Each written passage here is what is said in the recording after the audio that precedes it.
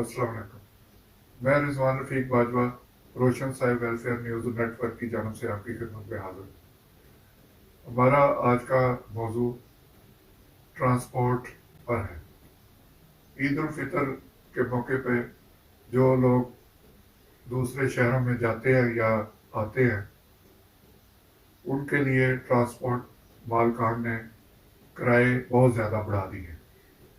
جتنی بھی ٹرانسپورٹ کمپنیاں ہیں انہوں نے اوور چارجنگ شروع کر دی۔ اکا دکا انتظامیہ کی جانب سے ایکشن لیا جاتا ہے، لیکن لوگ بس اڈوں پر خوار ہو رہے ہیں، انہیں سرکاری ریٹ پر ٹکٹس نہیں مل رہے۔ یہ مسئلہ ہر سال ہی پیش آتا ہے۔ انتظامیہ کو چاہیے کہ وہ اس پہ کوئی ایسا لائحہ تیار کرے کہ جس سے عام آدمی کو ان مشکلات کا سامنا نہ کرنا پڑے۔ شکریہ۔ خدا حافظ۔